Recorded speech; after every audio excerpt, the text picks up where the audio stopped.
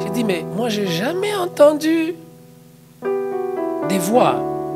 À l'époque, je n'avais pas encore entendu. Plus tard, j'ai entendu. Voilà, j'ai jamais entendu. Est-ce que je peux avoir une vision de Dieu? Mais l'histoire des Juifs nous montre que il y a plusieurs moyens par lesquels on reçoit la vision de Dieu. Ce n'est pas seulement par des rêves. Il y a des gens qui n'ont pas rêvé, qui n'ont pas vu un ange, qui n'ont pas vu des étoiles la nuit, mais qui ont reçu des visions de Dieu. Nous avons l'exemple de Néhémie. Néhémie, il a reçu la vision de Dieu pour rebâtir la muraille. Mais comment il a reçu cette vision? Alors qu'aucun ange ne lui a parlé. Aucune apparition angélique. Aucune voix qui sort du ciel pour lui dire « Néhémie, mon fils, voilà, je t'ai appelé ». Néhémie a reçu la vision en écoutant ou en étant exposé aux problèmes qui se passaient à Jérusalem.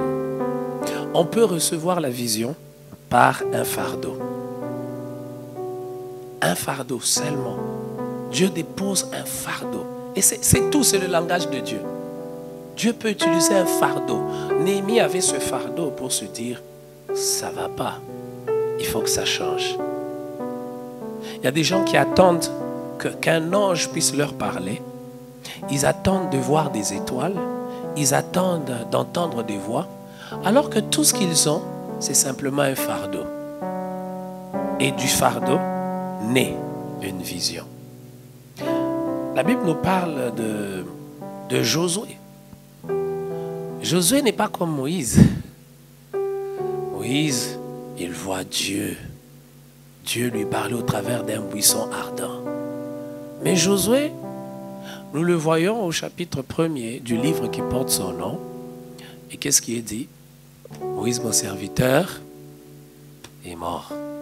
Et plusieurs fois, lève-toi, prends courage, c'est toi, si tu médites ce livre de la loi, tu auras du succès. Le premier moyen, je t'ai entendu que c'est un fardeau. Deuxième moyen par lequel on reçoit une vision, c'est par association. Il y a des associations qui ne sont pas des faits bénins. C'est-à-dire, vous avez l'impression que les circonstances font que vous vous retrouvez autour de certaines personnes. Mais le fait de vous retrouver autour de ces personnes-là, ce n'est pas un hasard. C'est-à-dire, vous êtes autour de certaines personnes et c'est votre présence autour d'eux qui fait naître la vision de Dieu. Sous le plan scientifique, il y a beaucoup des inventions, des choses qui ont été réalisées, non pas par des gens qui ont directement commencé, mais ils ont été autour des personnes qui avaient commencé certaines choses. Ils se sont dit, mais on peut développer, on peut faire mieux que ça. Vous pouvez recevoir la vision par association.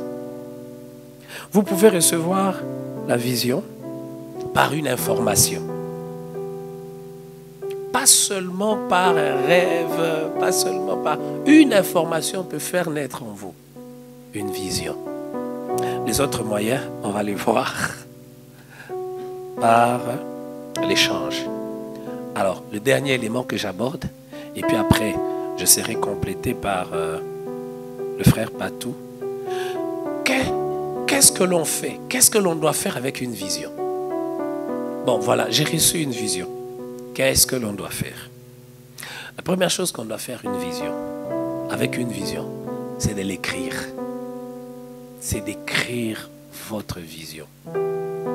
Lorsque j'ai entendu ça pour la première fois, je me disais, mais si c'est une image, si c'est l'avenir que l'on souhaite, si c'est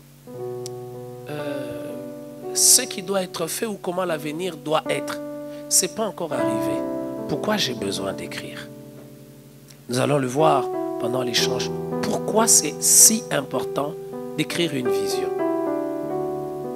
Et je l'ai appris de par ma petite expérience comme pasteur. Chaque fois, d'ailleurs même dernièrement encore, je recevais,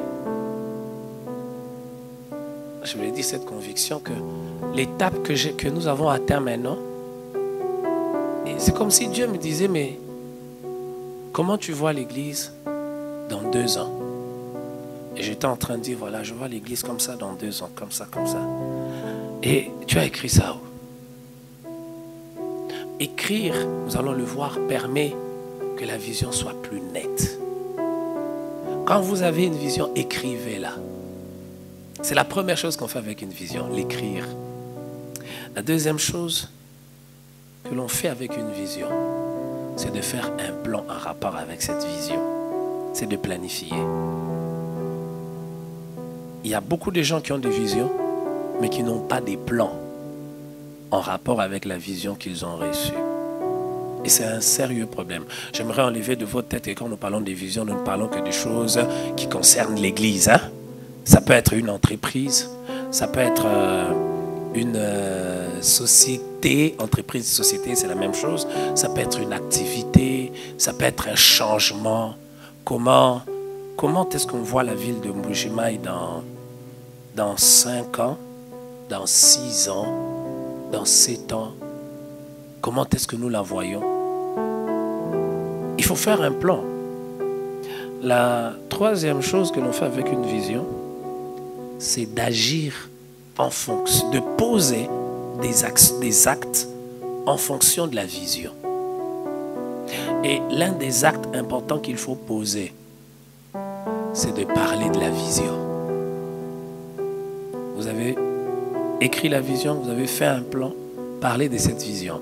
Quelqu'un a dit, au début, vous devez parler de la vision. Mais à la fin, c'est plus vous qui parlez, c'est la vision qui parle. La vision parle lorsqu'elle a déjà produit des résultats, lorsqu'elle se matérialise. Donc au début, c'est vous qui devez parler. Et vous parlez quand il n'y a encore rien. Et vous devez parler. Et après, c'est la vision qui va parler elle-même. Nous allons voir les autres actions qu'il faut poser après. La quatrième chose qu'il faut faire avec une vision, c'est d'avoir des délais en rapport avec la vision. D'avoir des délais. C'est en rapport avec le temps. Quand est-ce que ça doit être fait? Quand est-ce que je dois commencer cette petite activité? Quand est-ce que je dois commencer à apprendre cette chose qui va me permettre d'être capable de faire la suite? Quand est-ce que je dois commencer à suivre telle personne pour recevoir ce qu'il me faut pour la prochaine étape? Il faut un délai. Et malheureusement, nous les Africains, nous vivons... le terme approprié, c'est la notion du temps. Non, nous, ce qui nous préoccupe, c'est j'ai quand même fait la chose. Mais on ne se dit pas, je l'ai fait quand? Est-ce que je l'ai fait au bon moment? Non, mais j'ai quand même fait. J'ai quand même fait. Mais tu l'as fait en retard. Ou tu as pris trop de temps alors que tu veux prendre moins de temps. La dernière chose qu'on fait avec une vision, c'est courir et persévérer avec la vision. Nous allons le voir dans l'échange. Aucune vision ne se réalise facilement. Aucune vision ne se réalise sans travail. Aucune vision ne se réalise sans que vous soyez confronté au découragement, à l'envie d'abandonner, à l'envie de tout laisser. Et je suis heureux chaque fois que je suis des personnes qui nous racontent comment ils ont commencé et les difficultés qu'ils ont eues. Je vais vous dire un petit secret que j'ai. Je ne suis jamais quelqu'un qui ne me parle pas de ses difficultés. Parce que celui qui ne me parle pas de ses difficultés, qui ne me parle pas des peines qu'il a eues pour accomplir ce qu'il a accompli, va m'impressionner. Et on n'apprend pas des gens qui nous impressionnent. On apprend des gens qui nous inspirent. Il y a une différence entre impressionner quelqu'un et inspirer une personne. Celui qui vous impressionne, c'est comme si il est dans les nuages. Hein? Il n'a jamais pleuré. Il n'a jamais eu peur. Il ne s'est jamais découragé. Il n'a jamais été tenté. Il n'a jamais commis des erreurs. Il n'a jamais fait de mauvais choix. Mais ceux qui vous inspirent, ceux qui inspirent, c'est ceux qui peuvent parler. Je me suis trompé. J'ai pris de mauvaises décisions. Mais voilà, j'ai surmonté. J'ai eu envie de me décourager. J'ai eu envie d'abandonner. Mais voilà comment j'ai fait pour continuer. Alors, ceux qui vous impressionnent vous font croire que vous ne pouvez pas faire ce qu'ils ont fait. Mais celui qui vous inspire vous donne envie de faire ce qu'il a fait. Aucune vision ne se réalise sans peine, sans sacrifice, sans larmes, sans découragement. Je crois que je vais m'arrêter là et je vais inviter mon frère. On va me donner le deuxième micro. Le frère Patou. Il va aussi continuer à ajouter ce que je n'ai pas dit. Et ensuite, nous allons échanger. Et vous aurez la possibilité de poser des questions. On s'habitue à s'appeler frère. C'est ce que nous sommes d'ailleurs. J'aime bien ce cadre parce qu'on s'appelle frère, parce qu'on est frère. Effectivement. Alors, j'ai essayé de mettre les choses dans leur contexte, bien sûr, en allant vite, même si je n'ai pas tout fini, parce que je savais qu'après, on va échanger. C'est quoi une vision? Voir l'invisible et le rendre visible. Ça, c'est la chose qui m'a beaucoup touché. Et cela me ramène au premier visionnaire. Et le premier visionnaire, c'est Dieu lui-même. Lorsqu'on parle de la vision, on voit celui qui commence la première vision. La vision de créer la terre, la vision de créer le monde. Le monde qui n'existait pas, il a pris de l'invisible et il a rendu visible. Et ça complète en tout cas, et ça définit mieux, c'est que notre premier intervenant a eu à dire que la vision, c'est voir l'invisible et le rendre visible. Ce qui est excellent ici, notre Dieu, si on peut poser une question, ceux qui me connaissent savent que je pose trop de questions. Si on peut poser une question, j'aimerais savoir si quelqu'un a déjà vu Dieu. S'il y a quelqu'un dans la salle qui a déjà vu Dieu, il peut lever sa main.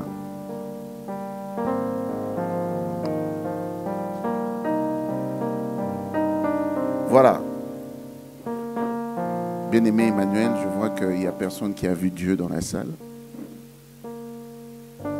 Ici, la définition parle de l'invisible, voir l'invisible et le rendre visible. Imaginez-vous, Dieu vit dans votre silence que vous venez de faire. J'ai posé une question, si quelqu'un a déjà vu Dieu, on était dans le silence. Donc ça veut dire que personne n'est sûr qu'il a déjà vu Dieu, ou il a vu Dieu ou pas. Donc personne n'est sûr, chacun de nous est en train de tâtonner. Chacun se pose la question, si je dis oui, je le dis un peu comme Jésus, hein? Les pharisiens qui disaient, quand Jésus leur avait posé la question, si je dis oui, il va dire, ok, tu l'as vu où? Et si je dis non, il va me sortir la carte de la parole qui s'est faite chair. Donc, je m'abstiens. Donc, je suis en train de lire votre pensée et je réponds directement à votre pensée. Mais ce qui est important ici, c'est ce que le pasteur... Excuse-moi. C'est ce que mon frère a eu à développer. Voir l'invisible et le rendre visible. Dieu est le seul qui a rendu tout ce qui était invisible. Tout ce que les hommes n'avaient pas accès. Tout ce que les hommes n'avaient pas eu à voir. Dieu a rendu cela visible. Si aujourd'hui, on voit tout ce qui est visible, c'est parce qu'il y a celui qui provient de l'invisible qui a manifesté ces choses et nous, aujourd'hui, nous en bénéficions. Donc si aujourd'hui, nous voulons parler vraiment de la vision, rentrons dans la genèse des choses. Dans la genèse des choses, la première personne à recevoir une vision. Et l'exemple de la vision, c'est d'abord Dieu. C'est d'abord Dieu. Et ça, c'est un point qui m'a fait beaucoup de bien. J'aimerais dire une chose, et rapidement, il y a plusieurs définitions qui ont été données. J'aimerais rajouter juste quelques éléments par rapport aux définitions qui nous ont été alignées. Des définitions merveilleuses. Et j'aimerais dire aussi, la vision est le moteur du progrès. La vision est le moteur du progrès. Manquer une vision, c'est vivre dans l'abîme. Vous savez, quand on parle dans Genèse 1, on parle de la terre était informe et vide. On parle de l'abîme.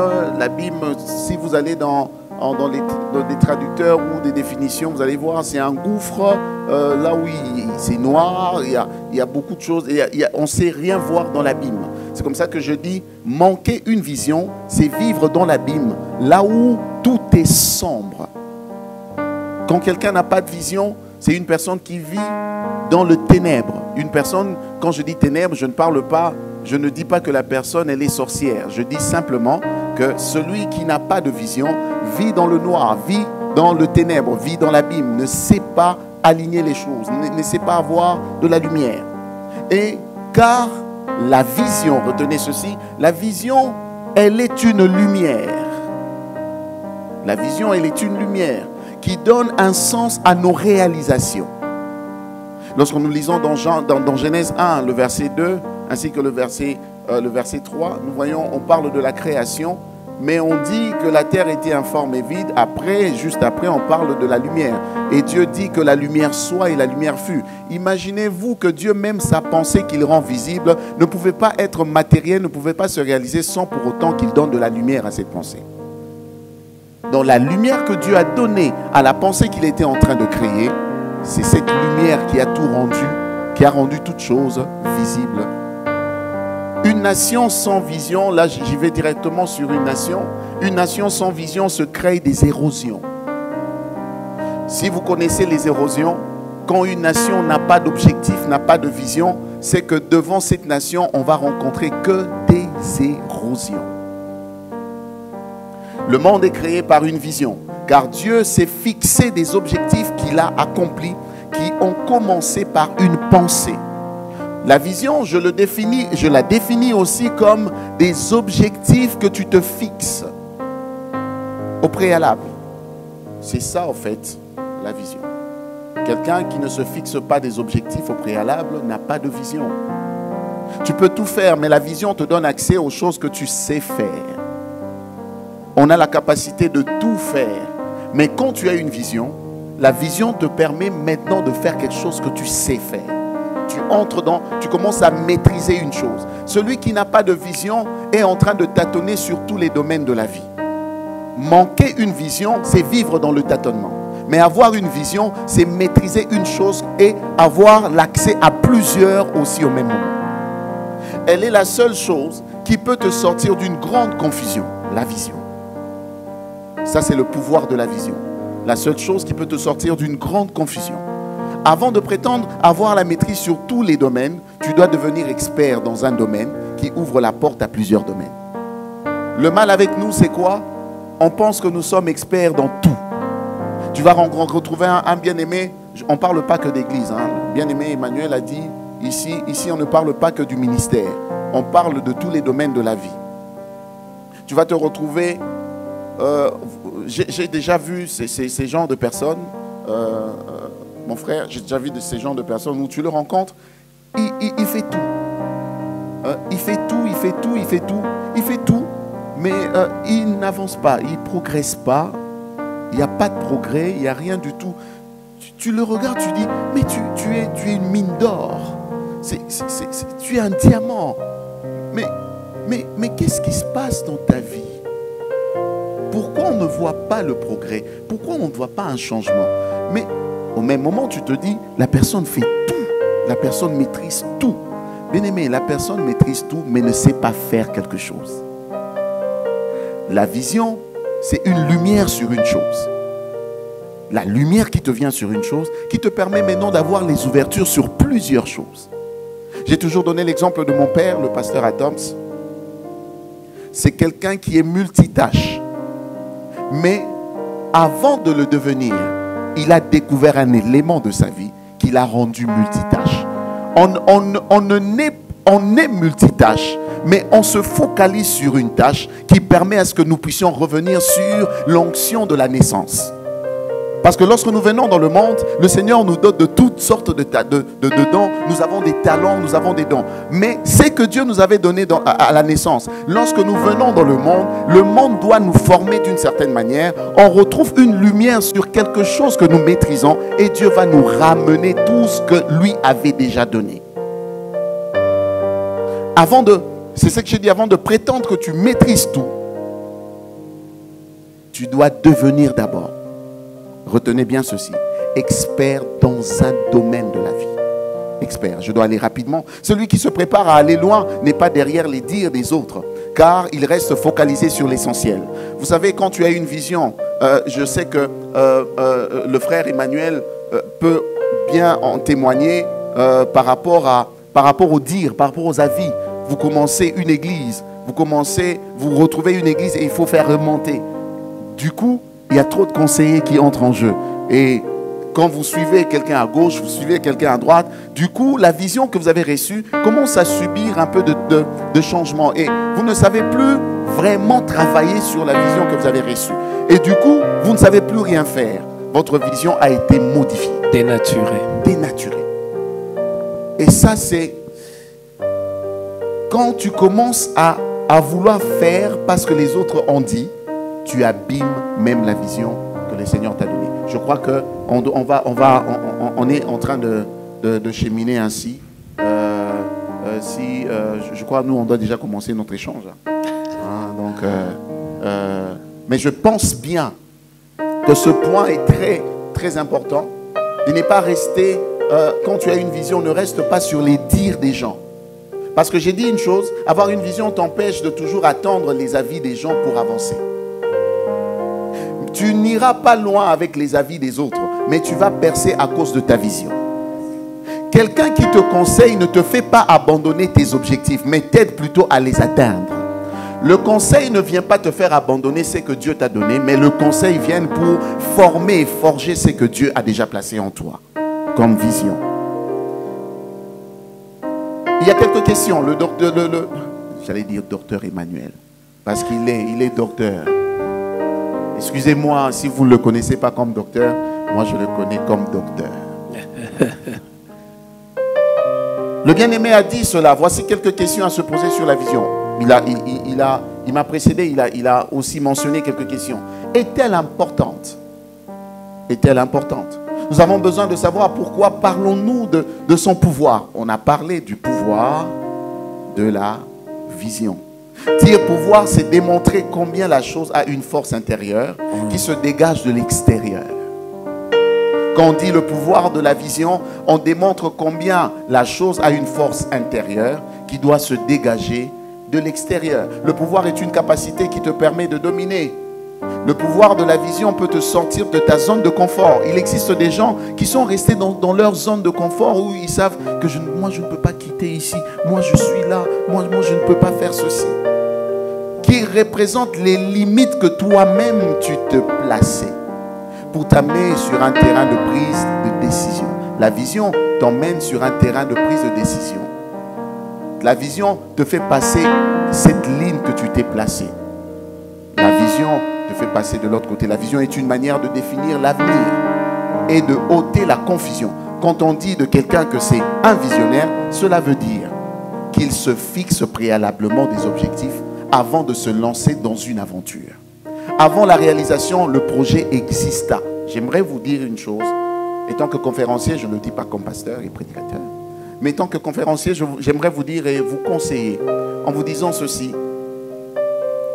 Avant de vous lancer dans quoi que ce soit, on va en parler. Je vois ici à Mboujima et on va en parler. Je vois les jeunes aiment beaucoup faire naître la vision de ministère. Ça, on va en parler. Et je vois beaucoup de jeunes sont des daddies. Ça, on va aussi en parler. Il y a trop de daddies mais sans des mamies. Comment tu es né sans maman? Mais je pense je pense que le terme n'avait pas été bien choisi. Au lieu de dire daddy, il faut dire en 4 heures, coach, un mentor. C'est plus important. C'est mieux ainsi. Quand on dit de quelqu'un que c'est un visionnaire, retenez, cela veut dire qu'il se fixe préalablement des objectifs. Préalablement. Même dans le domaine, dans le domaine relationnel, tu ne peux pas commencer une relation amoureuse sans pour autant te fixer déjà des objectifs préalablement. Tu ne veux pas aller vers une sœur seulement parce que sa silhouette te plaît, mais tu dois avoir une vision par rapport à cette sœur. La vision d'abord avant de l'aborder. N'aborde pas sans vision. Aie la vision et puis aborde. Beaucoup échouent. Pourquoi? Ils abordent le corps. ils n'ont pas la vision par rapport à la manière dont ils abordent. Ils abordent seulement le plaisir qu'ils voient. Ils voient la personne passer, ouh, je ne sais plus me retenir parce que sa beauté me pousse encore à parler. Non, est-ce que tu as une vision qui te pousse à résister? C'est ça le problème. Et tu vas voir le frère Odilon, je cite un nom que peut-être qu'on ne va pas retrouver ici. Tu vas voir le frère Odilon. Je pense que le frère Odilon n'est pas ici. Tu vas voir le frère Odilon, bien-aimé Emmanuel, frère Odilon qui commence avec la sœur Odila. Frère Odilon avec la sœur Odila.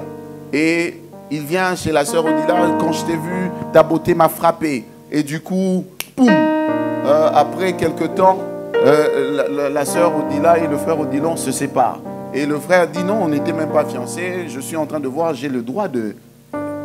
J'ai le droit. On n'est pas obligé de se marier, on était fiancés. On était fiancés. On n'est même pas fiancés, on était ensemble.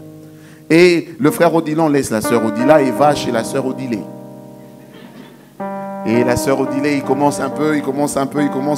Après, boum, le frère Odilon quitte encore la sœur Odilé. Non, elle parle mal, elle n'a pas un bon caractère. Je n'aime plus, je ne veux plus avancer avec elle. Et du coup, il va chercher la sœur Odilou. Et il va de Odilé, Odilou, Odila. Et du coup, le frère se tape une mauvaise réputation. Lorsqu'on le voit à l'église, on dit directement de ce frère, c'est un frère moins sérieux parce qu'il est parti avec plusieurs sœurs de l'église. Il est instable. Du coup, toi-même, ton instabilité, c'est parce que tu as manqué de vision. Le manque de vision te rend instable devant les gens. Quand tu n'as pas de vision, tu deviens instable. Je crois que ce sont mes derniers diapos. Donc, un leader dirige par la vision. Ça, c'est ce que mon père dit toujours. Un leader dirige par la vision. Et la vision s'interprète dans la pratique. Tu ne peux pas avoir une vision sans la pensée de la pratiquer. L'interprétation de la vision se passe par la pratique. Car une vision sans action est un rêve qu'on ne saura réaliser. Une vision sans action est un rêve qu'on ne saura réaliser. Tu ne peux conduire un groupe sans rendre ta destination claire. Tu ne peux pas m'emmener sans que je ne sache là où tu m'emmènes. Je dois savoir nous partons où. C'est quelle direction que nous sommes censés prendre. Celui qui se fixe des objectifs doit connaître le chemin par lequel passer pour les atteindre. Tu vas où? Qu'est-ce que tu as comme vision? Tu vas où? C'est quel chemin que tu veux emprunter? Et la dernière des choses que j'aimerais dire, avant de continuer avec notre échange, j'aimerais dire 4 choses. La vision nous pousse à connaître le chemin à travers lequel on doit passer. C'est ça la première des choses. Quand j'ai une vision, par où je suis censé passer? Quel est le chemin que je dois emprunter pour la vision que j'ai reçue? La deuxième des choses, les hommes sur qui faire confiance pour accomplir la vision. Tu peux commencer une entreprise, mais quand tu n'as pas des gens que tu as des objectifs, mais tu n'as pas, dans tes objectifs, il doit y avoir des critères. Quand tu as des objectifs, aie aussi des critères qui te poussent à connaître avec qui tu es censé cheminer. Et la troisième des choses, les types d'obstacles. Un visionnaire prévoit toujours les obstacles qu'il doit rencontrer. Je vais rencontrer des jaloux, je vais rencontrer des haineux, je vais rencontrer des gens qui vont me mettre des bâtons dans le roue. Je vais rencontrer tel obstacle. Tu dois connaître ton combat avant de te lancer au combat. C'est comme ça que tu auras la victoire. La quatrième des choses, savoir prendre la bonne décision au bon moment. Savoir prendre la bonne décision. Le bien-aimé Emmanuel l'a dit tout à l'heure. Tu peux commencer une vision et commencer au mauvais moment. Tu peux commencer quelque chose que tu devrais normalement faire, mais tu as commencé au mauvais moment. Ou soit tu as commencé en retard, ou soit tu as commencé trop tôt. Savoir prendre la bonne décision au bon moment. En tout cas, je crois que c'était tout pour mes quelques diapos. Est-ce qu'on peut acclamer pour mon frère? Est-ce qu'on peut bien acclamer?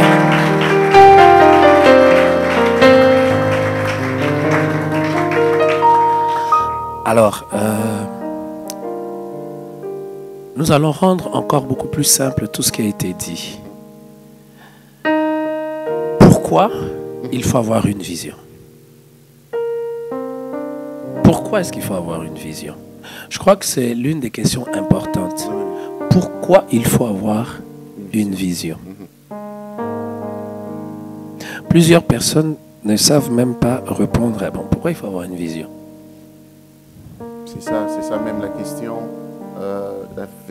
qui fait poser encore d'autres questions à plusieurs. Tel que nous sommes là, les gens, tous ceux qui sont venus, ils ont vu le pouvoir de la vision. Voilà. Et ils veulent maintenant comprendre, est-ce que nous, on a une vision ou nous, on a un trouble?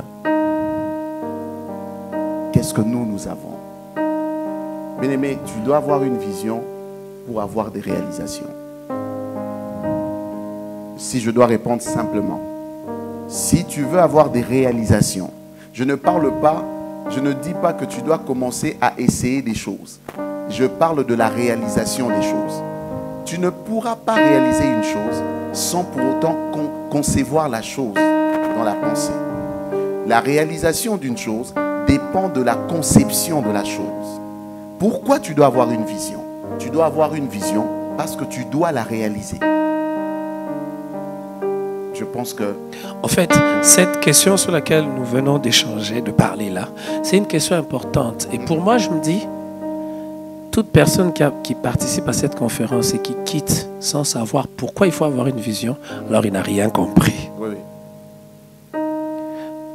Parler du pouvoir de la vision, le frère Patou l'a dit, c'est au fait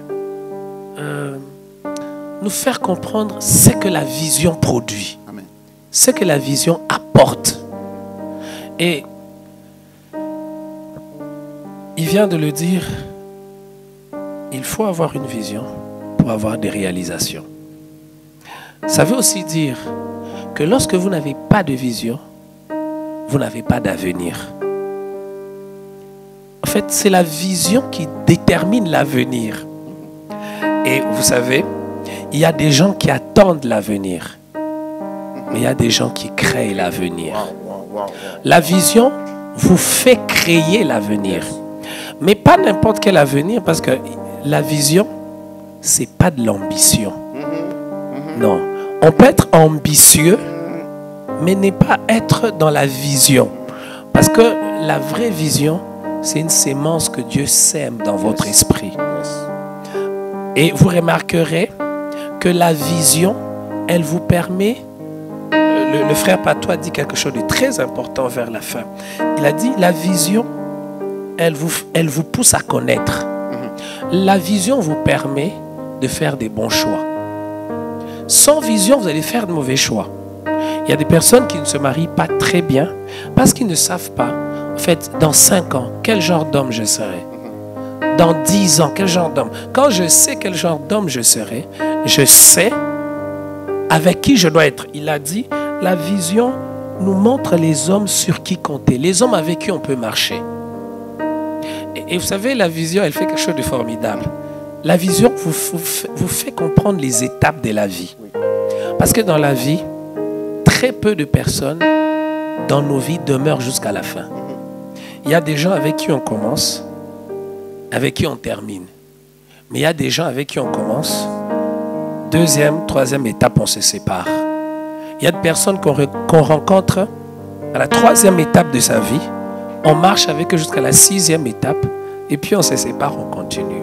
La vision vous permet de clarifier votre vie.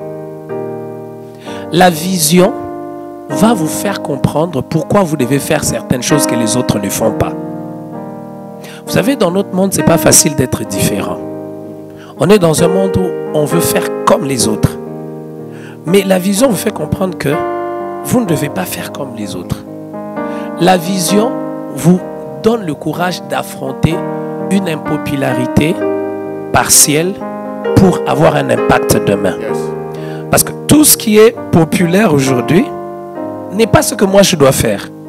Je peux être en train de faire quelque chose qui n'est pas très populaire aujourd'hui, mais qui est très utile pour les autres demain. La vision, elle est très importante parce qu'elle nous permet quelque chose qu'il a dit. Hein?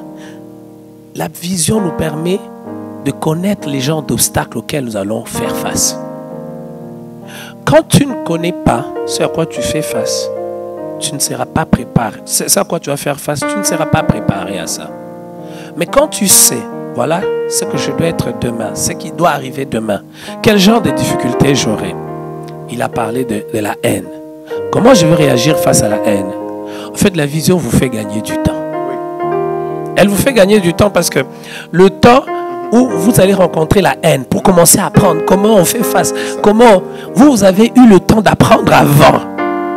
Quand je vais faire face à la haine, je vais réagir comme ça. Quand je vais faire face à la jalousie, en fait, lorsque vous n'avez pas de vision, il a dit par rapport à la nation, vous créez des érosions. Celui qui n'a pas de vision sera entraîné par tout le monde, par tous les courants. Celui qui n'a pas de vision va tâtonner. Alors, c'est vrai que c'est important d'avoir une vision. C'est d'ailleurs très important d'avoir une vision. Mais comment savoir que l'on a reçu une vision? Bien-aimé, j'aimerais donner la réponse par un témoignage. Je pense que la pratique va beaucoup plus nous aider à mieux avancer et que nous puissions rentrer avec une idée claire de ce que cette conférence nous apporte. Je donnerai mon propre témoignage. Vous savez, j'ai commencé comme musicien professionnel et le bien-aimé Emmanuel me connaît. Moi, je l'ai vu à Lubumbashi pour la première fois en 2000. Je crois 2003. En 2003. Oui, je crois. 2003. Et on était avec le frère Koulma Topé. À cette époque-là, j'ai commencé comme un musicien professionnel. Je n'ai pas commencé pasteur. J'ai commencé comme musicien professionnel. Et du coup, j'ai rencontré quand même pas mal de gens qui m'ont donné des messages. Tu seras ça, tu feras ceci, tu feras cela. J'ai rencontré pas mal de gens qui m'ont donné ces genres de messages. Mais quand j'étais enfant, écoutez bien ceci. Quand j'étais enfant, en grandissant, j'avais un rêve. Le bien-aimé Emmanuel a parlé d'un rêve, le rêve de quelqu'un qui est décédé aux États-Unis, mais son rêve s'est accompli juste après avec Obama. J'avais un rêve, et mon rêve était d'être docteur et d'être docteur, musicien, pasteur.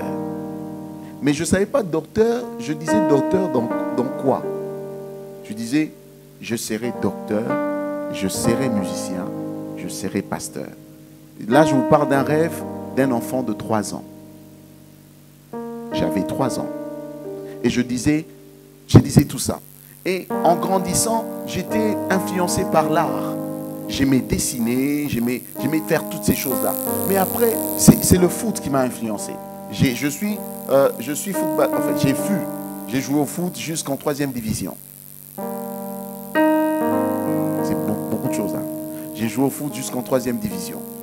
J'avais un trouble comme vous n'avez pas idée. J'avais un trouble cascade des talents. Et je ne savais pas où je devrais normalement me focaliser. J'ai joué à la guitare, j'avais 12 ans. Comment j'ai joué à la guitare? Personne ne m'a appris à jouer à la guitare. J'ai joué. Est-ce que quelqu'un joue à la guitare ici? Il y a quelqu'un qui joue à la guitare? Hein? Là-bas, personne ne joue à la guitare. Oh!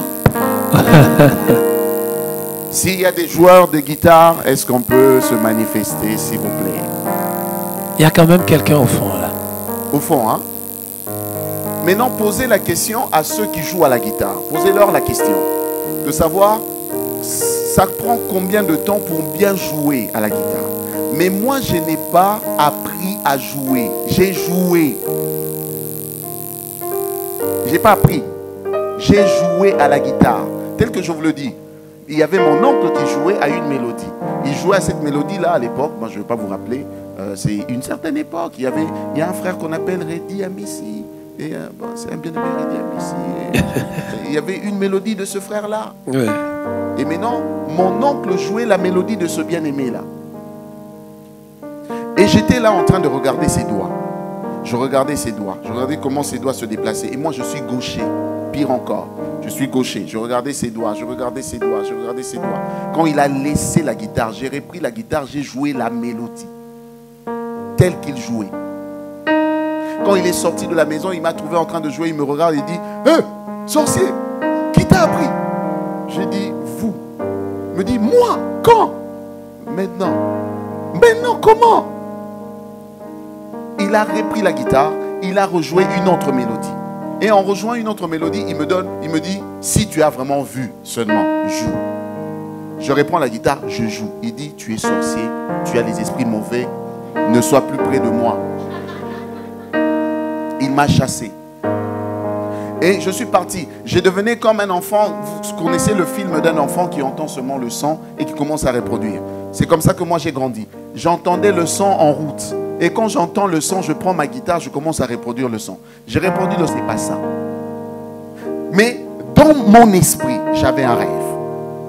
Et mon rêve, je disais à tout le monde mon rêve. J'ai le rêve d'être pasteur, d'être musicien et d'être docteur. Je parlais toujours de mon rêve. Quand la musique a commencé à se manifester, quand j'ai commencé aussi à jouer au foot, je vous épargne de tous les détails. Quand j'ai commencé à jouer au foot, je jouais. En tout cas, je joue bien. Hein. Ne vous en faites pas. J'ai seulement le souffle qui n'est plus là. Mais je joue. Je joue, frère Emmanuel, je joue. Et moi, je ne joue pas. Oui. Et je joue aussi au basket. Hein, je joue aussi bien au basket. Ne vous en faites, je joue vraiment bien. Bien. Pourquoi je joue bien? J'ai rêvé.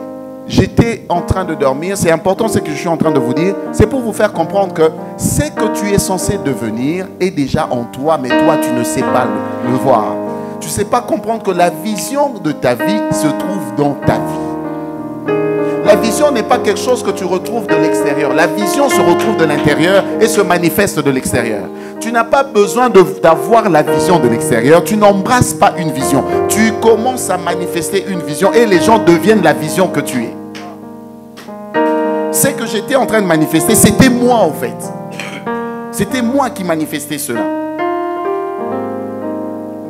Je me sens comme dans la convention. J'allais déclarer. Ah bon, je me retire. Ok. Je me retire. Et le Seigneur m'a fait beaucoup de bien dans ça. Et je me suis retrouvé. Il fallait à un moment prendre maintenant une décision. C'est ce que j'ai parlé de la décision. Il fallait prendre une décision. Soit je continue avec le foot. Soit je me dis je deviendrai pasteur. Comment je ferai? Ou soit je continue avec la musique. Vous savez, quand il fallait faire un choix, c'est ça l'étape la plus difficile.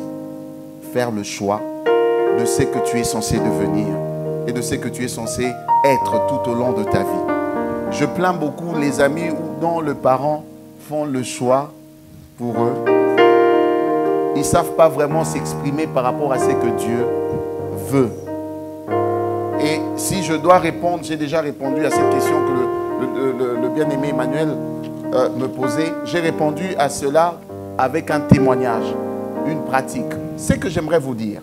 J'aimerais dire à tous ceux qui sont là que la vision n'est pas une illusion. La vision, comme le bien-aimé vient de le dire, une vision n'est pas de l'ambition. Une vision, c'est la sémence. Il a dit tout à l'heure, la sémence que Dieu dépose dans ton esprit. Et c'est que je suis aujourd'hui. Même si tu cherches à me ôter ce que Dieu a fait de moi aujourd'hui, je ne serai que ça parce que c'est la sémence que Dieu a placée en moi. Même si moi-même j'essaye de faire autre chose, j'essaye d'aller à gauche, à droite, de devenir quelqu'un d'autre, le Seigneur va me ramener à la sémence qu'il a déjà placée. Vous savez, qu'est-ce qui nous emprisonne? C'est le fait de recevoir Christ comme Seigneur et Sauveur. Vous savez, quand quelqu'un reçoit Christ, devient la sémence qui a été placée.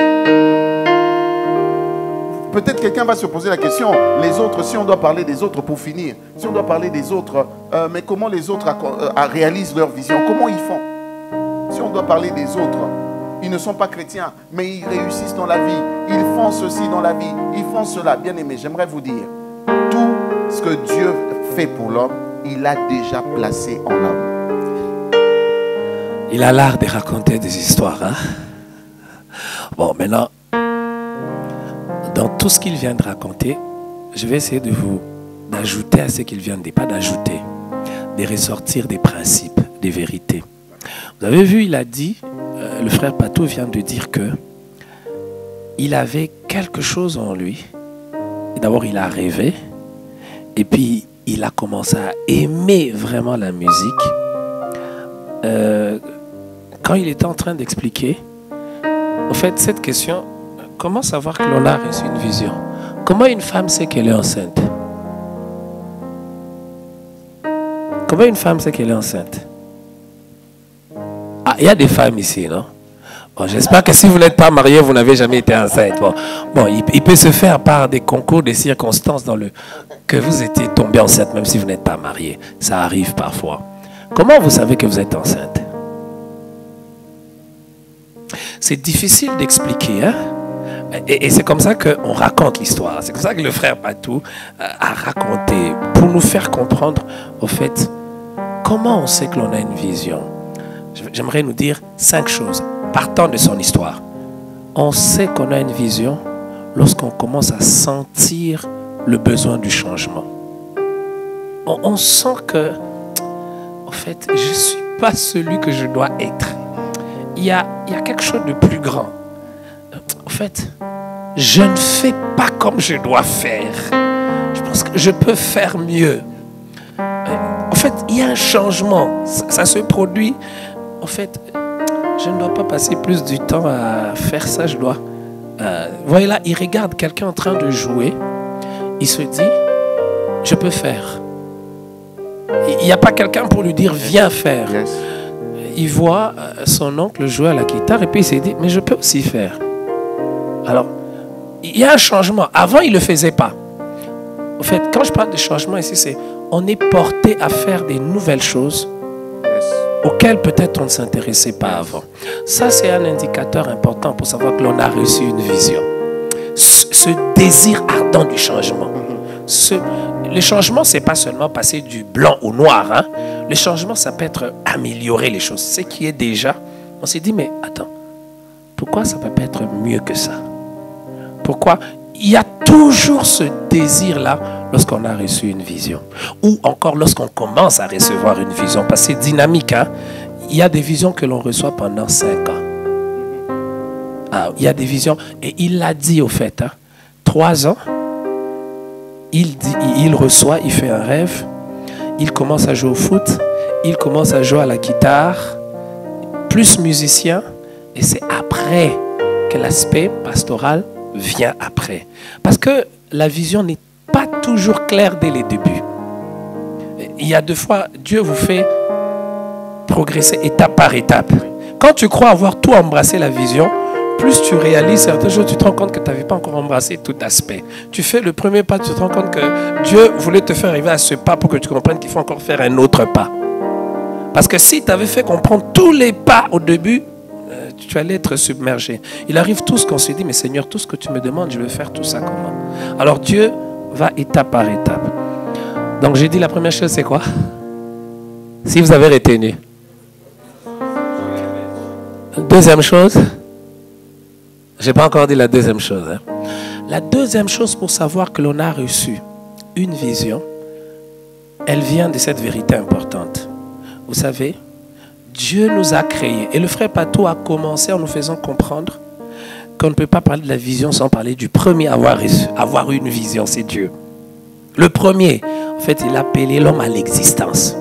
L'homme n'existait pas, il l'a appelé à l'existence. C'est-à-dire, il a créé l'homme. Hein, il a. Mais écoutez, comme c'est Dieu qui nous a créés, Dieu savait avant que tu existes la vision qu'il a sur ta vie et ce que tu dois faire. Donc, Dieu t'a déjà donné, c'est pour cela qu'il a dit, tout ce qu'il te faut est déjà en toi. Tu ne vas pas aller chercher ailleurs, c'est en toi. Il faut simplement que tu découvres.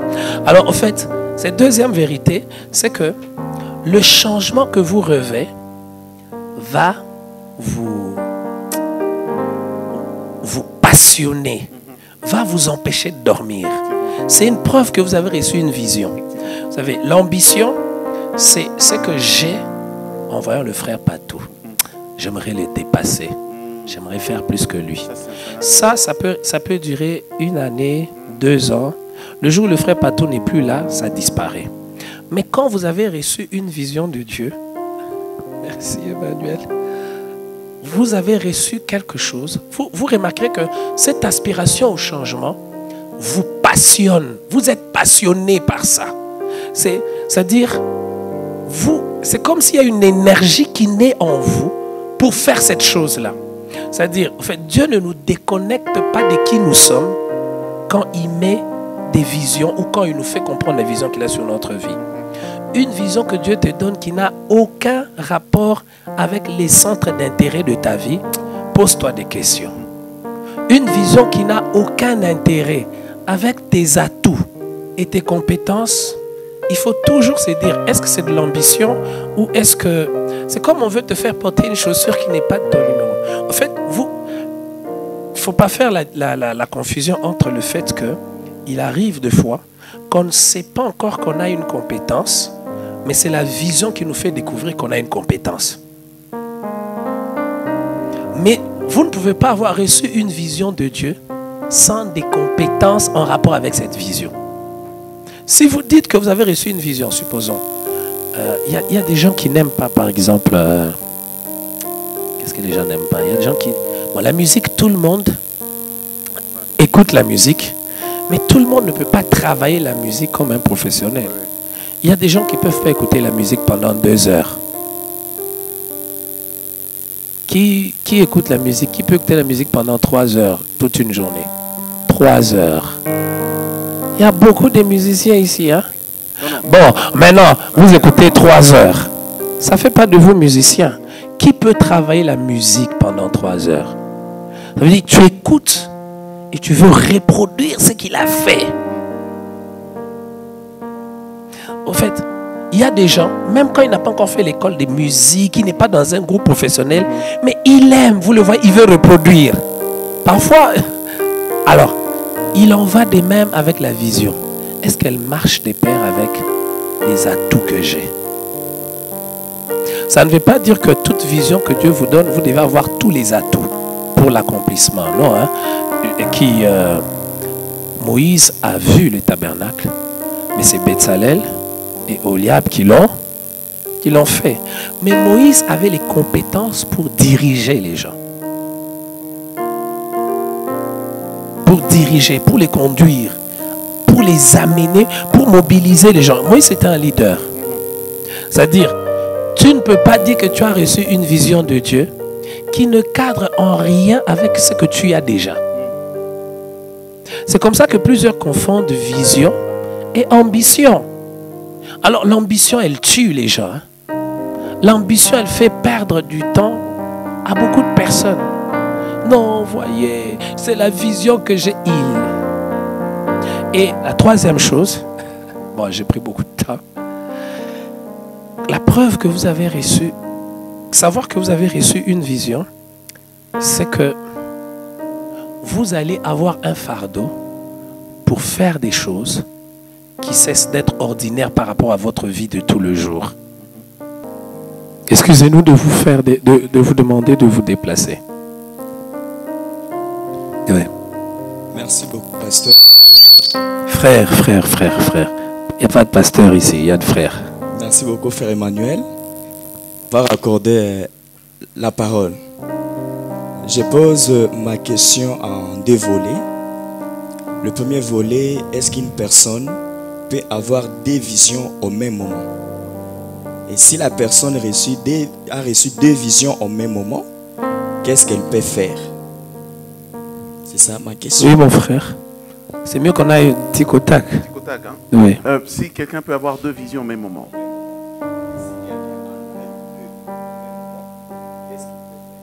Ici, je crois qu'on doit faire une nuance.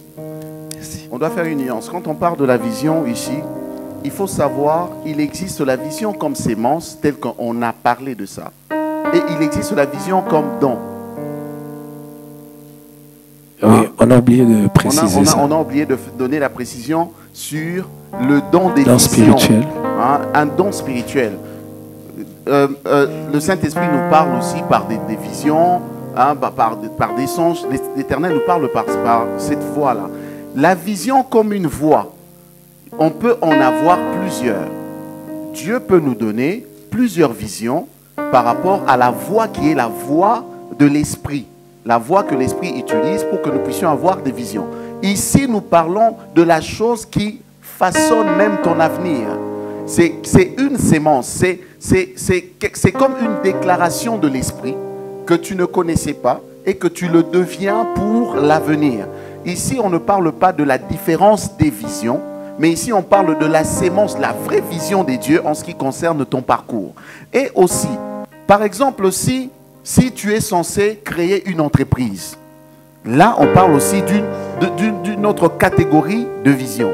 La vision, la première dont j'ai parlé, c'est la sémence que le Seigneur place en toi, que tu deviens toi-même. Et cette sémence s'accompagne aussi des autres types de visions qui font de toi, qui réalisent ce que Dieu a placé en toi. Les autres types de visions commencent à réaliser ce que Dieu a placé en toi. Donc tu peux aussi voir, par exemple, moi j'avais vu, j'ai voulu, je me suis dit je serai, mais j'ai commencé avec la musique. J'ai vu ce que Dieu avait mis au travers de la musique. Mais je peux te dire, j'ai aussi rêvé que je jouais au basket. Et quand j'ai rêvé, je suis allé le lendemain sur les terrains. J'ai joué tel que j'ai rêvé. Et j'ai fait les mouvements tels que j'ai rêvé. C'est possible d'avoir deux visions dans le sens où le Seigneur te parle et complète les éléments de la sémence. Il peut te donner deux visions en train de compléter les éléments de la sémence. Mais la sémence, c'est que tu es censé devenir, le Seigneur dépose cela clairement. Ça ne se manifeste pas qu'à l'église. Ça se manifeste aussi dans la société avec les amis. Tu commences à comprendre ce que tu es censé réellement devenir. Oui, d'accord. Alors, effectivement, c'est possible d'avoir deux visions, trois visions, même 5, 6 visions. Mais vous allez remarquer que si ces visions-là vraiment viennent de Dieu, ces visions seront complémentaires. C'est ce que le pasteur, le frère Pato vient de dire. En fait, au début, vous avez l'impression que c'est comme Dieu vous montre ceci, cela. Et parfois, Dieu peut vous montrer simultanément. Il met dans votre cœur, voilà, à un moment, mais au début, soit c'est des étapes différentes de votre vie. Je ne peux pas rester assis pendant que le docteur... Parce que, vous savez, il y a des choses aussi dans la vie. La vie, elle est faite des étapes. Dieu peut vous montrer qu'à telle étape, tu feras seulement ça. Et puis, à une autre saison de ta vie, ce que tu faisais, tu vas l'arrêter. Tu vas commencer à faire autre chose. Et puis, tu vas passer à autre chose. Ou soit, ça peut être aussi des choses connectées. Mais vous ne comprenez pas que ça c'est connecté. En fait, Dieu te montre que tu dois faire ceci. Et puis, il te montre aussi que tu dois faire cela. Au début, tu ne comprends pas le rapport. C'est en exécutant que tu te rends compte que l'une des choses alimente l'autre. Ça, bon, voilà, c'est comme il est pasteur. Mais il peut avoir vu qu'il va écrire des livres. La vision de pasteur, mais écrire des livres. Or, écrire des livres, c'est comme une expansion de son ministère de pasteur. Mais Dieu lui a montré. Et Dieu ne lui a pas montré que le même jour il devient pasteur, c'est le même jour il publie. C'est-à-dire, à une étape, le ministère de pasteur, pour passer à un autre niveau, va nécessiter que tu écrives. Mais il sait déjà qu'il va écrire. Il écrit déjà. Mais ce n'est pas encore le moment pour qu'il publie. Tu as compris, frère? Donc Dieu peut vous montrer plusieurs choses. Parce que c'est une question très importante. Excusez que l'on prenne. Parce que ça amène beaucoup de confusion. On se dit, est-ce que j'embrasse trop de choses? Il y a même des gens qui vous disent, ah, mais lui, il embrasse trop de choses. Hein. Au début, vous dites, ah, mais fais seulement. En fait, ils comprennent pas que, en fait, il y a un point commun. Généralement, quand vous recevez beaucoup de directions de Dieu, il y a un point commun. Ce n'est que lorsque vous découvrez les points communs que vous comprenez. Je crois qu'il a parlé du docteur Adams qui est multitâche. Mais vous allez remarquer qu'il y a un point commun dans tout ce qu'il fait. Ou les personnes qui sont en train de faire 4-5 choses à la fois, vous dites même, d'ailleurs, la question que l'on pose, comment tu arrives à faire toutes ces choses? C'est ça la question. Comment tu arrives à faire ça? Et puis tu fais ça. En fait, c'est le point commun qui vous donne la force. Et en fait, celui qui vous voit de l'extérieur ne comprend pas qu'en fait, en faisant ça, ça vous permet de faire ça. Ça vous permet de faire ça. De l'autre côté. Non, on va aller là, là. Oui, ma soeur.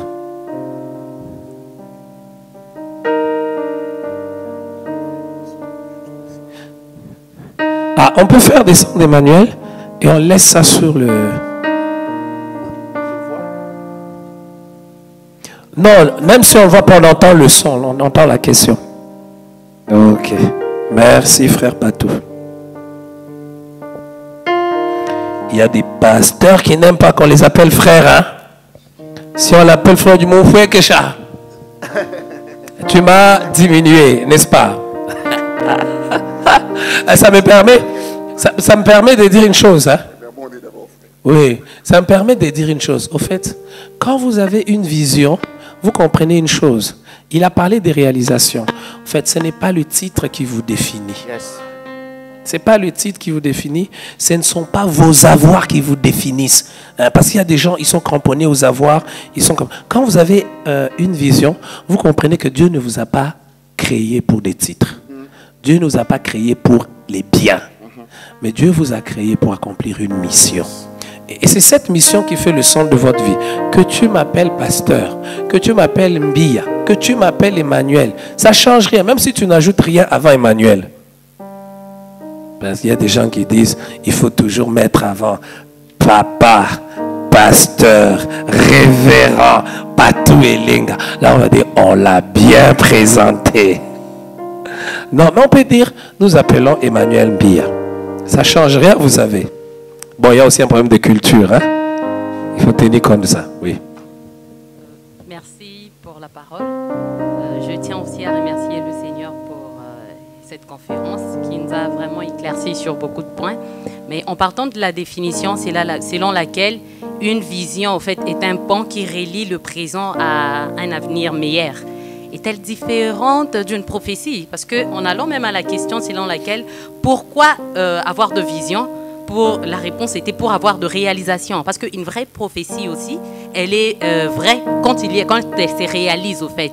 Alors, y a-t-il une différence entre une vision et une prophétie? Merci. Là, je réponds. Ok. Il enseigne sur les dons spirituels. Hein. Au mois de juin, il aura un enseignement sur les dons spirituels. Elle a bien posé sa question. J'ai beaucoup aimé la définition qu'elle a commencé avec cette définition. La vision, c'est quelque chose qui relie le présent à quoi? À un avenir. Quelque chose qui relie le présent à un avenir. Quelque chose là, c'est quoi? Je peux voir la sœur. Quand on dit quelque chose, un pont, hein, on parle d'un pont? Oui. Le pont là, le pont, contient quoi?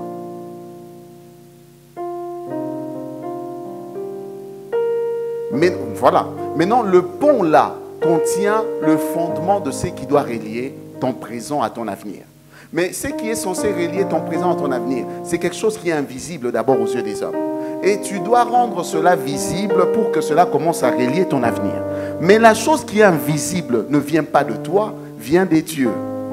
Si déjà on commence à parler de la vision dans ce sens-là, on est dans le prophétique. Donc si je parle de la vision telle qu'on l'a développée, on parle de la prophétie de ta vie. On parle de ce que Dieu avait déjà formé pour toi. Mais si on rentre dans l'aspect vision en termes de dons spirituels, nous sommes dans un canal. Nous parlons d'un canal. Dieu se sert des visions pour nous manifester le don spirituel. J'aimerais vous dire une chose, que le songe n'est pas un don spirituel. Le rêve n'est pas un don spirituel. Mais le rêve et les songes sont des canaux que Dieu utilise pour manifester le don qu'il a déjà placé en toi. Il veut manifester quelque chose, mais il passe par quoi? C'est un chemin. Tu veux arriver à Bakwadiama, la borne Bakwadiama. Moi, j'aime dire Beka. Tu veux arriver à la borne Beka. N'est-ce pas que tu dois prendre un chemin? Est-ce que tu vas disparaître d'un côté et puis tu apparais de l'autre côté? Non. Tu ne feras pas l'histoire de Philippe. Tu vas prendre une direction et aller jusqu'à Beka. Dans la direction que tu prends, c'est ça la vision, le chemin. Quand on parle maintenant de la vision, le Seigneur te montre une direction. Il te montre une vision. Dans la vision te pousse à prendre une direction qui est claire, qui t'emmène jusque là où tu es censé arriver. C'est ça, c'est qu'on appelle, en d'autres termes, la vision étant que canal. Ce canal que le Seigneur place pour que tu atteignes les objectifs que lui a déjà fixés pour toi.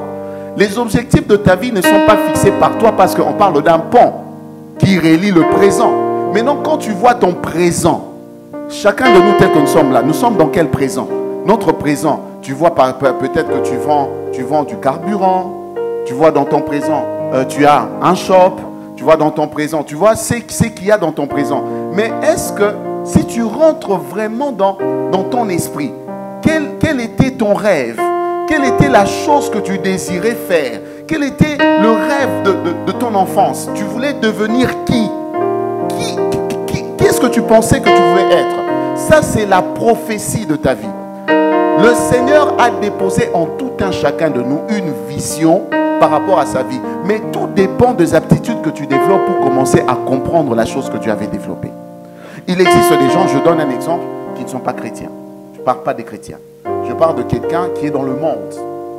Mais cette personne avait déjà découvert que depuis qu'elle était enfant, elle avait déjà découvert qu'elle était commerçante. Ce n'est pas parce que le Seigneur lui a parlé. Elle savait qu'elle était commerçante. Vous savez que cette dame, elle a évolué dans ses commerces et elle est incontournable dans le commerce. Mais elle n'est pas incontournable parce qu'elle a cru en Jésus. Elle est incontournable parce qu'elle a compris l'élément de sa vision. Par là, je suis en train de dire à chacun de nous, découvrir l'élément de sa vision ne veut pas dire nécessairement que tu dois être chrétien.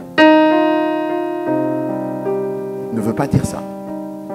Mais j'aimerais mettre les points sur les i en parlant de la vision.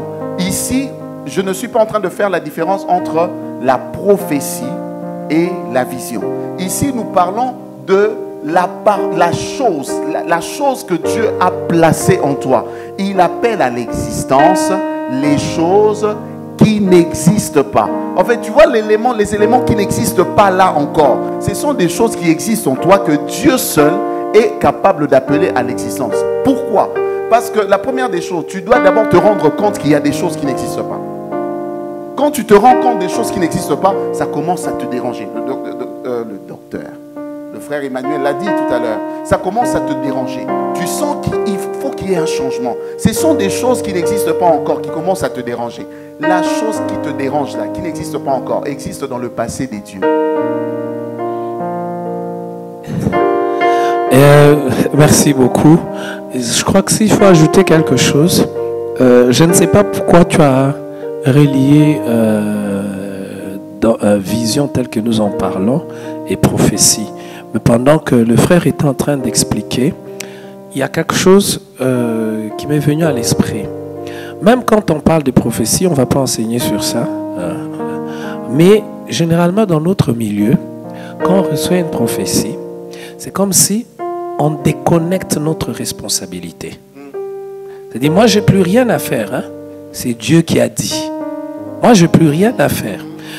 Bon, que ce soit pour la prophétie, que ce soit pour la vision, ou pour ces choses que Dieu place en nous, qui commencent à nous déranger, mais qui n'existent pas encore, mais qui sont déjà dans les passés de Dieu, la vision que l'on reçoit de Dieu, qui vient de Dieu, tout comme une prophétie, nous rappelle nos responsabilités.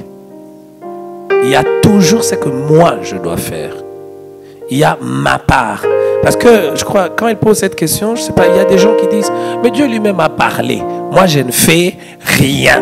C'est Dieu lui-même qui a parlé. Mais Dieu lui-même, il a déposé ces choses-là en moi. Moi, je veux faire quoi? Je me tais, j'attends.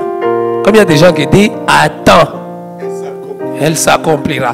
Donc il attend, il ne fait rien. Il y a beaucoup de gens, il y a des choses qui les dérangent en eux, mais ils ne font rien. Hein? Et bon, et nous allons voir que, parce qu'il y a des gens qui pensent qu'on ne peut changer des choses, par exemple, que quand on est responsable. Non. On peut ne pas être responsable numéro 1, mais changer des choses. À cause du pouvoir de la vision. C'est comme, j'ai oublié les personnages, mais on dit l'Esprit de Dieu l'a agité. J'ai oublié quand l'Esprit l'agite, vous savez, la vision vous fait un peu comme ça. Vous avez des choses qui vous agitent. C'est-à-dire, et c'est comme ça que parfois, ceux qui sont visionnaires, à un moment, ils sont traités comme des rebelles. Ils ne sont pas compris. C'est-à-dire, il y a des choses qui les agitent, mais on n'arrive pas à comprendre. Mais pourquoi il n'est pas à l'aise? C'est toujours comme ça. Pourquoi lui veut changer des choses? Pourquoi il amène des choses? Et le frère l'a dit, la vision va vous amener à rencontrer beaucoup d'obstacles. Et parmi les obstacles, les hommes n'aiment pas le changement. Les hommes n'aiment pas le changement. Essayez d'amener un changement quelque part. Vous dites, bon, cette bouteille-là, on ne va plus la mettre ici, on la met là. Ah! Pourquoi? Ils peuvent faire 1 heure en train de discuter. Hein? Mais vous dites, mais laissez d'abord qu'on essaie de voir pour la mettre là et on verra. Non, il faut la mettre toujours là. Et sans, il vient de le faire. Et sans raison. Bon, en fait, je voulais dire que la vision de Dieu implique toujours aussi notre responsabilité. Même la prophétie. Parce que quand Dieu, il y a des prophéties où Dieu vous dit, mais il conditionne cette prophétie à certaines choses que vous devez faire. Bon, est-ce qu'il y a d'autres questions de l'autre côté? Oui, mon frère. Il y a beaucoup de questions. Je pense pas que... Emmanuel, on arrête? Dans 2 minutes. Oui. Merci, cher frère, de l'opportunité oratoire que vous nous accordez ce soir. En fait, j'ai suivi religieusement votre exposé combien brillant. J'avais une préoccupation de savoir si mon incapacité, mon incrédulité peut faire à ce que la vision de Dieu, la sémence, comme frère Patou l'a dit dans son exposé, peut empêcher Dieu à accomplir cela. Alors que c'est dans sa souveraineté qu'il a jugé bon de placer cette vision en moi. Et que moi je me patrie à ça. Est-ce que ça peut faire à ce que cela ne puisse pas, cette dernière, ne puisse pas s'accomplir dans ma vie? Merci. Je m'excuse, vous pouvez rester là. Vous aimez la Bible? Oui, j'aime. Vous la lisez aussi régulièrement? Régulièrement, oui. Je vais poser la question. Qui a eu le désir de construire le temple de Jérusalem? Vous savez? C'est David. Mais qui l'a construit? C'est Salomon, je crois. Qui a choisi Salomon pour construire? C'est Dieu. Pourquoi Dieu a donné des raisons pour lesquelles David, quand bien même ce désir est né dans le cœur de David, mais Dieu a choisi celui qui devait construire. Et Dieu a dit à David que pourquoi toi tu ne construis pas le temple? Oui. Vous savez pourquoi il lui a dit ça? Parce que les mains de David et ça. Est-ce que vous avez compris quelque chose par rapport à votre question? Textuellement, je m'attendais à ça. Ah, vous vous avez... Merci. Merci beaucoup. J'avais envie de dire, tu nous as testé ou quoi? On rentre de ce côté, Mike.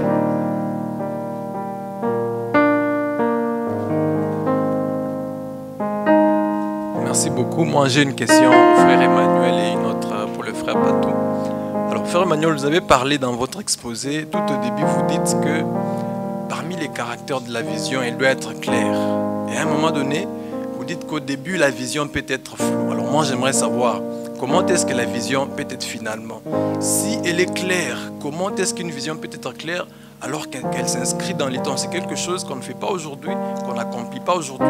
Ça se passe dans les temps.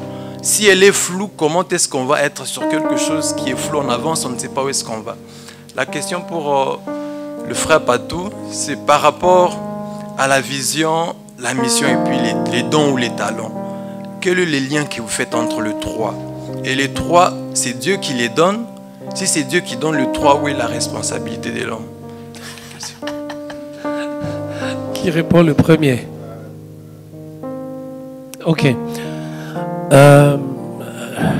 Une vision, c'est quelque chose de dynamique. Hein? C'est-à-dire, en fait, ce que Dieu a placé en vous, il a déjà placé en vous. Mais vous découvrez progressivement. Au début, vous ne voyez pas clairement. Vous avez l'impression que c'est beaucoup de choses. Vous évoluez. Mais au niveau où la vision est floue, généralement, on n'avance pas vite. C'est, en fait, quand on commence à comprendre clairement, c'est pour ça que j'ai dit, une vision, elle peut être floue au début. Parce que ce n'est pas toujours au début que l'on comprend tout. Non. D'ailleurs, on peut comprendre un aspect de la vision de Dieu, de ce que je dois faire, ou de l'avenir que je dois apporter, ou les changements que je dois apporter, les choses qui doivent arriver. Je n'ai pas tout compris, j'ai compris une partie. C'est là où j'ai la clarté que j'agis. Ce que j'ai déjà compris, c'est ce que je fais. Vous savez qu'il y a des choses auxquelles Dieu m'a appelé, que je dois faire, mais maintenant je ne connais pas tout. Il y a une grande partie que je connais déjà. Je ne fais pas tout ce que je connais déjà qu'il m'a appelé. Je fais une partie. Il y a d'autres choses, c'est, voilà, Dieu te dit, voilà ce que tu dois commencer à faire. Je commence à le faire. C'est en le faisant que je découvre une autre chose à laquelle Dieu m'a appelé à faire.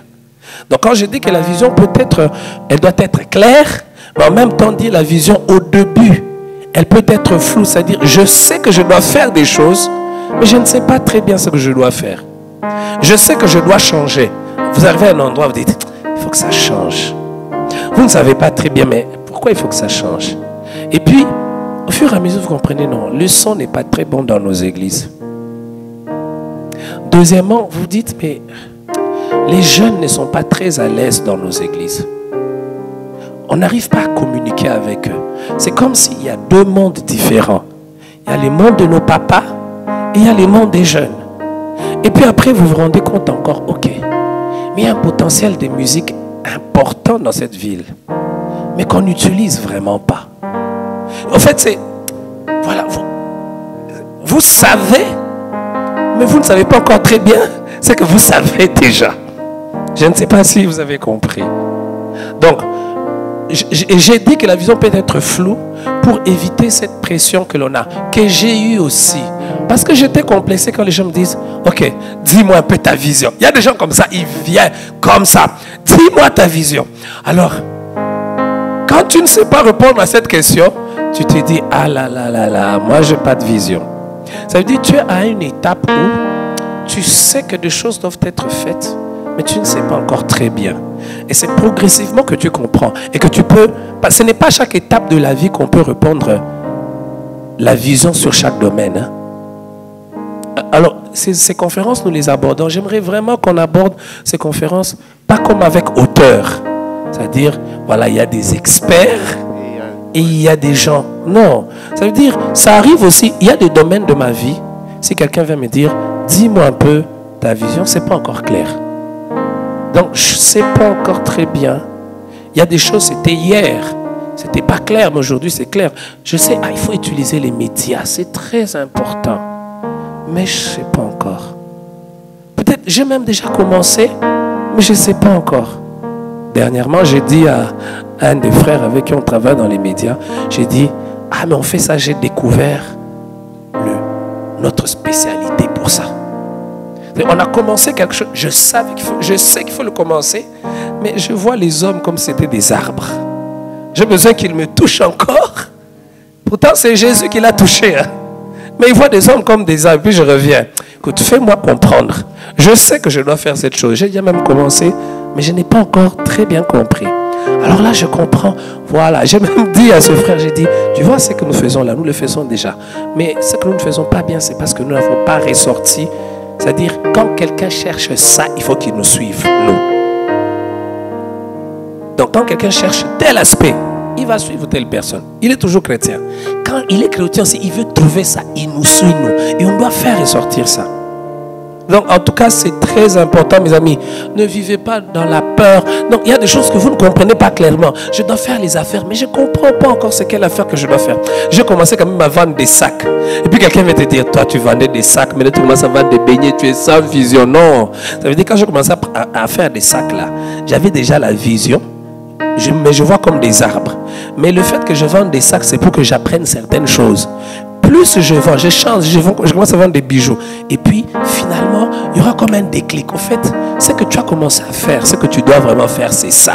Mais tout ce que tu as fait là, c'est pour t'apprendre à bien faire ce que tu vas faire. Dans une vision, au début, elle est floue. Mais pour qu'on avance avec une vision, elle doit être très claire. Allez, j'ai pris beaucoup de temps. Je crois qu'il a mentionné les éléments. Il a mentionné la vision, la mission, le don spirituel et les talents. J'aimerais répondre sur les éléments que tu as pu mentionner. Tu sais, pour que tu avances, tu dois avoir des objectifs à atteindre. Tu ne peux pas avancer sur une direction sans les éléments qui sont des objectifs que tu es censé atteindre. Tu es d'accord avec moi? Tu ne peux pas sortir de la maison sans savoir où tu vas. Tu vas où? Tu es sorti aujourd'hui pour venir ici à la conférence. Tu sais que tu viens à la conférence. Donc il y a déjà, dans ta pensée, il y a déjà une vision. Dans ce que je fais, je pars pour la conférence. Déjà, le Seigneur, qu'est-ce qu'il te donne en premier? Il te donne une vision, une direction. Tu reçois la vision. Mais la mise en pratique de ta vision, c'est la mission. La partie où tu rends ta vision praticable, c'est la mission que tu as. Donc le Seigneur t'a donné une vision pour aller dans la mission. Tu as reçu la vision pour pratiquer dans la mission et avoir les capacités dans le don spirituel et comporter des talents à l'intérieur de ta mission parce que ta mission te demande d'avoir un talent. Tu ne peux pas agir dans la mission sans talent. Quand tu agis dans la mission, c'est que tu as des talents. Mais non. À part les talents, tu dois avoir une capacité surnaturelle qui te permet d'accomplir les choses que les hommes n'ont pas la possibilité d'accomplir. Mais les capacités surnaturelles, ce sont les dons spirituels que tu as. Ouais.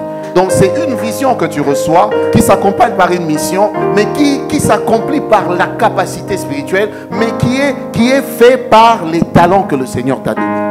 Donc voilà. Donc je ne sais pas ouvrir ça encore parce que bon, je crois que c'est vraiment de la matière abondante et j'aurai un séminaire par rapport à ça. Donc c'est au mois de juin. Je vais vraiment m'ouvrir. Au mois de juin. En tout cas, merci. C'est un peu ça. Il y a la vision, il y a la mission, il y a les capacités spirituelles et il y a le talent. Les talents, c'est pour accomplir la mission. Merci beaucoup. Emmanuel me fait remarquer qu'on doit arrêter. J'aimerais vous demander d'acclamer le Seigneur pour le frère Patou. Est-ce qu'on peut vraiment acclamer le Seigneur? Vous ne l'avez pas bien acclamé. Acclamez le Seigneur pour le frère Patou.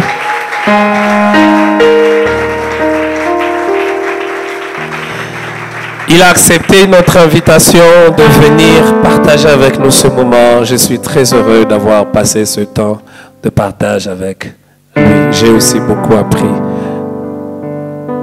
Merci beaucoup, d'être venu.